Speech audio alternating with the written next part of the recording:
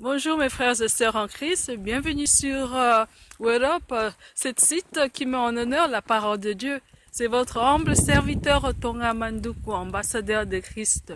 Aujourd'hui, je vais vous lire sur le livre de Marc, chapitre 12 à 14, et puis je vais aussi lire chapitre 20 à 24. Bonne année à tous. Et je vais commencer à le lire en français et puis je reviens le lire en anglais. Hello everybody, Happy New Year's. Welcome to Word Up, the YouTube channel that gives honor to the Word of God. This is your humble servant, Tonga Manduku, ambassador for Christ. Today I will be reading for you from the book of Mark 12 to Mark 14. Also, I will also read Mark 20 to 24. And near the end, I will come on with my final thought.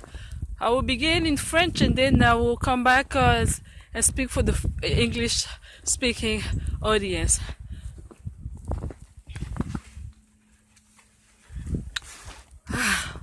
Marc 12.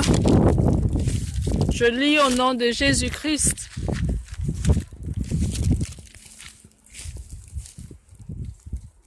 Ok. Le lendemain, comme il sortait de Béthanie, Jésus eut faim. Apercevant de loin un figuier qui avait des feuilles, il alla voir s'il trouvait quelque chose. Mais sans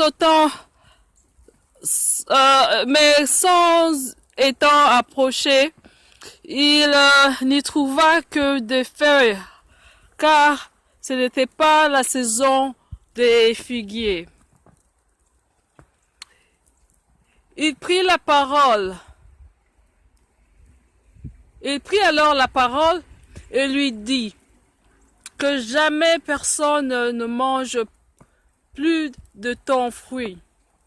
Et ses disciples l'entendirent. Le matin, en passant, les disciples virent le figuier séché jusqu'aux racines. Pierre se rappela que ce qui s'était passé, dit à Jésus: Rabbi, regarde, le figuier que tu as maudit a séché. Jésus prit la parole et leur dit: Ayez foi en Dieu.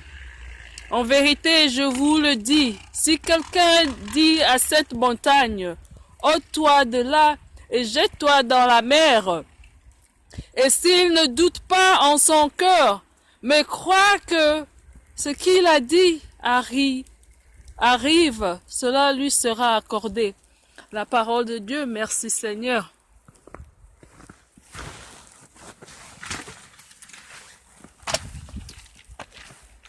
Mark 12 to 14 and Mark 20 to 24. I will read in the name of the Lord.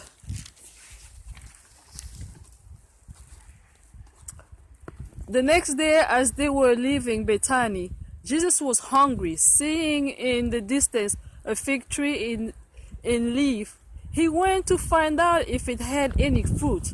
When he reached it, he found nothing but leaf, because it was not the season for figs. Then he said to the tree, May no one ever eat fruit from you again. And his disciple heard him say it. In the morning, as they went along and saw the fig tree withered from the root, Peter remembered and said to Jesus, Rabbi, look, the fig tree you cursed has withered. Have faith in God, Jesus answered. Truly I tell you, if anyone say to this mountain, Go throw yourself into the sea, and does not doubt in their heart, but believe that what they say will happen, it will be done for them. Therefore, I tell you, whatever you ask for in prayer, believe that you have received it, and it will be yours. The word of the Lord. Thanks be to God. Oui, mes frères et sœurs en Christ. Ah, il neige ici. Ah, aux Caroline du Nord, il neige. Oui, Jésus nous a dit d'avoir la foi. Quand tu pries, il faut avoir la foi. Et quand tu as cette foi-là, donc quand tu pries pour quelque chose, crois déjà que tu l'as reçu. Alors, et votre Dieu dans le ciel te l'accordera. Parce que ta foi, parce qu'il va voir que tu as de la foi en lui. J'espère que vous avez bien reçu ce message et que si vous avez besoin de prier, écrivez-le dessus, je vais prier pour vous. Et comme d'habitude, mais le tout-puissant bon Dieu vous bénisse tous là où vous vous trouvez. Bonne année à tous. Maintenant, je veux m'adresser à l'audience des gens qui parlent anglais. My brothers and sisters, Jesus says, if you pray for something, believe already that you have received it, and it shall be given to you, because your Father up in heaven will see your faith. He will see your faith, and it will be given to you.